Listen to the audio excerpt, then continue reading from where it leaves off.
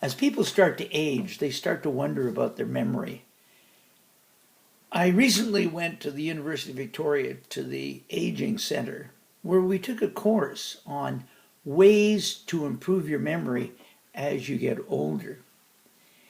But prior to that, I'd read the book My Stroke of Insight by Jill Bolte Taylor. That was a fascinating story because she had a stroke. Now, what makes it even more fascinating is she was a neuroscientist, and therefore she observed her stroke and was able to watch what was going on. She ended up having the complete left side of her brain eliminated. And if you read the book, A Stroke of Insight, you'll find how she was able to rehabilitate and totally bring back the left side of her brain. When you read Joe Dispenza's book, Evolve Your Brain, The Science of Changing Your Mind, he says very clearly that cells that fire together wire together. The point of his book is let's find ways to get the cells firing together. That's the essential message when I took the course Memory and Aging. What can we do to improve our memory? I want you to take this little quiz and score yourself on a score of 1 to 10, with 10 being high. So we get a chance to take a look and see where you're at now. I know there are things I can do to improve my memory. Oh, score yourself on that. I have control over how well I learn and remember things. Where do you score yourself? 10 being high, 1 being low. I am confident in my ability to remember things that are important to me. Once you've taken a look at that, now we can start to say, there are ways we can improve our memory. There are ways we can save the things that we want to remember. The formula that was given to me in the Memory and Aging book is SHARP. Yes, we want to stay sharp, but this is an acronym that stands for S is seeing and saying. We're going to talk more about that as we go through this presentation. But the first S is seeing and saying. Habits. Well, it seems self-explanatory, but we'll talk about that further as well. And associations. Associations will mean that if you have a name, how would you associate it with something to help you remember? Records happens to be a critical element in today's society. Keeping notebooks so we know where we're at. Practice retrieval. Let's take the first one. S for seeing and saying. What you want to do is you want to visualize the event. If you're putting something somewhere, you want to run a movie of putting that in that spot. My granddaughter Stephanie says that anytime she puts something away, she quickly runs a movie so that she can then bring that movie back. There isn't any question that what we clearly and vividly imagine in our mind's eye is equivalent to the real thing. So do your visualizing. Saying out loud. If it's a name that you want to remember, say it out loud.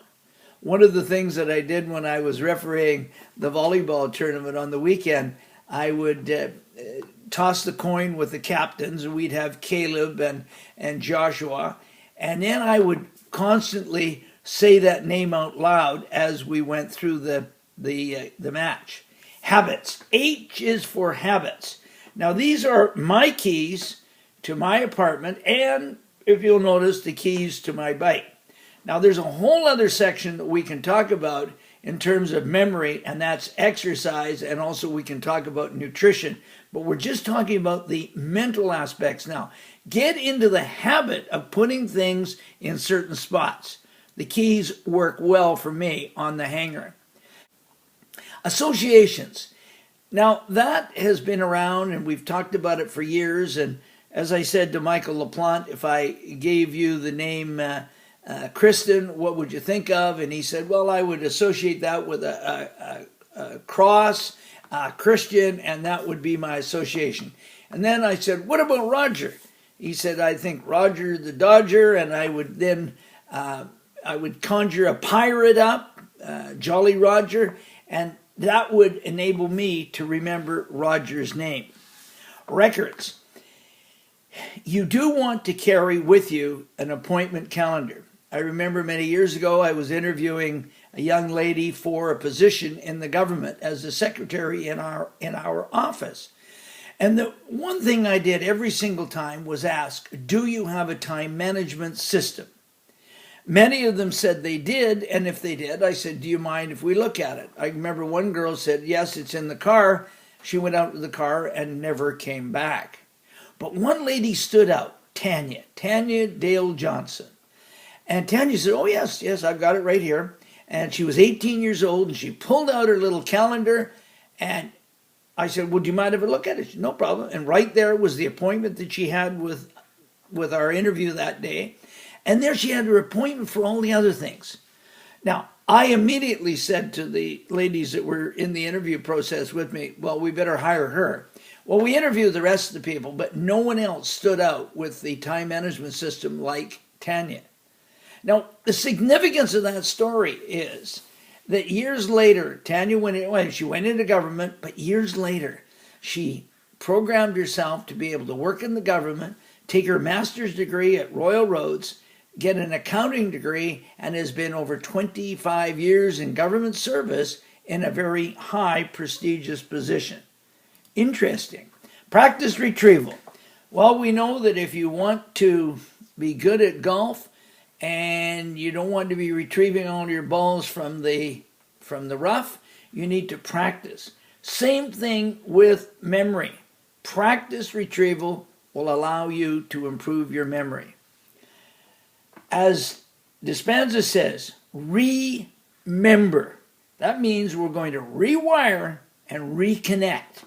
If we rewire and reconnect, the stronger the signal, the long-term memory. And we'll go back to Dispenza again. Cells that fire together, wire together. So let's get a strong signal, and you will have a long-term memory, and you will be sharp.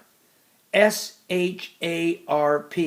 See habits, association, records, and practice. Start today.